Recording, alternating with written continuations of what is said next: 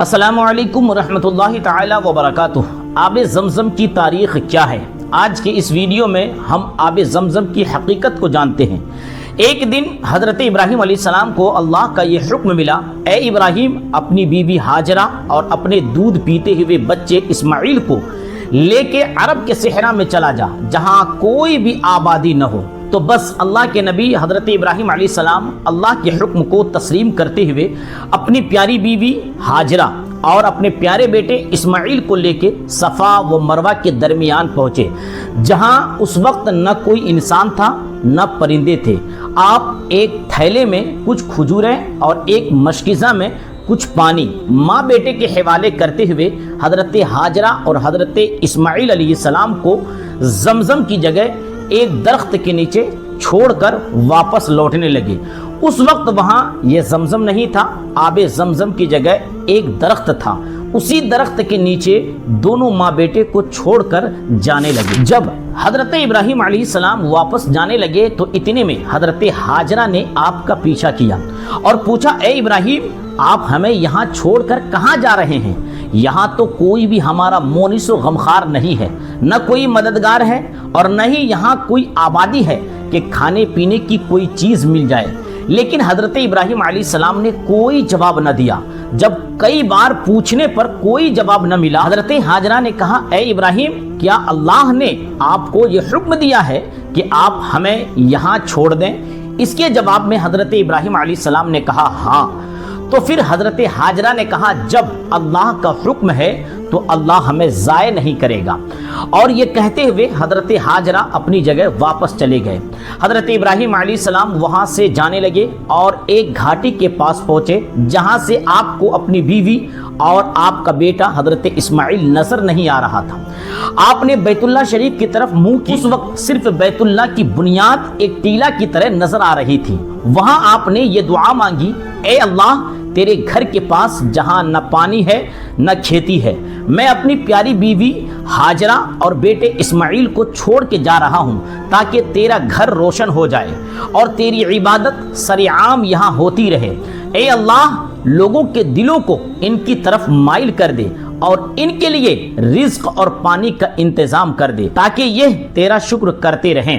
حضرت ابراہیم علیہ السلام پھر وہاں سے چلے گئے۔ بیوی ہاجرہ بچے کو دودھ پلاتی رہی اور جو تھوڑا سا پانی آپ کے پاس موجود تھا وہ اللہ کا نام لے کر پیتے رہتی۔ جب مشکیزے کا پانی ختم ہو گیا اور کوئی کھانے کی بھی چیزیں آپ کے پاس نہ بچی اور آپ کا دودھ بھی خشک ہونے لگا اور پیاس سے آپ اور آپ کے بچے تڑپنے لگے، تو آپ کبھی صفا کی پہاڑی پر چڑھتی اور دور دور سے دیکھتی ہیں کہ کہیں آس پاس پانی تو نہیں، پھر اسی خیال میں مروہ پر آتی کہ کہیں سے پانی کا عطا پتہ چل جائے یا کوئی انسان نظر آ جائے۔ پھر اللہ سے دعا مانگتی ہیں کہ اے اللہ یہاں کوئی انسان نہیں، نہ پانی ہے نہ غذا ہے، ہماری مدد فرما۔ آپ نے اپنے بیٹے اسماعیل کو اس بنجر زمین پہ لٹا کے رکھا تھا اور کبھی صفا کی طرف دوڑتی کبھی مروہ کی طرف دوڑتی اور اللہ سے بار بار دعا بھی مانگتی۔ حضرت ہاجرہ نے 7 چکر صفا و مروہ کے درمیان لگائے اور اللہ پر یقین رکھا کہ اے اللہ ہمیں یقین ہے تو مجھے اور میرے بچے کو اس مصیبت میں تنہا نہیں چھوڑے گا۔ پھر اللہ نے حضرت ہاجرہ کی دعا قبول فرما لی اور ایک آواز آئی، ہاجرہ آنے والی نسل کے لیے تیرے اس امتحان کو ہم یادگار رکھیں گے۔ دیکھ تیرا اللہ تیرے بچے کی پیاس کیسے بجھاتا ہے۔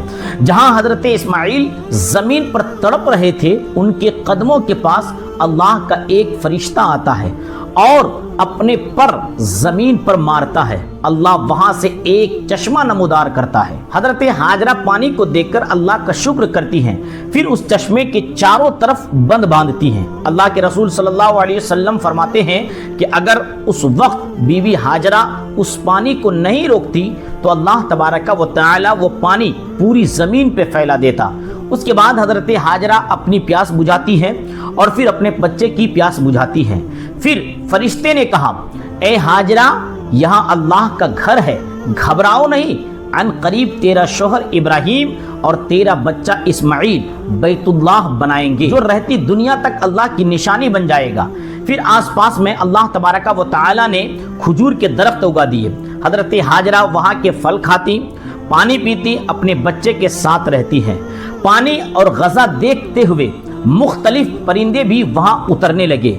کچھ دنوں کے بعد جرہم قبیلے کے لوگ وہاں سے گزرنے لگے تو دیکھتے ہیں کہ اتنے پرندے یہاں کیسے، کیونکہ پرندے تو وہاں ہوتے ہیں جہاں پانی ہوتا ہے، لیکن ہم نے تو یہاں کبھی پانی نہیں دیکھا، آؤ دیکھتے ہیں۔ جیسے ہی وہ آب زمزم کے پاس پہنچے تو تمام لوگوں نے دیکھا کہ ایک بیوی اپنے بچے کے ساتھ وہاں رہ رہی ہے اور میٹھا پانی زمین سے ابل رہا ہے۔ حضرت حاجرہ نے زمزم کے معجزہ کا واقعہ ان تمام لوگوں کو بتایا۔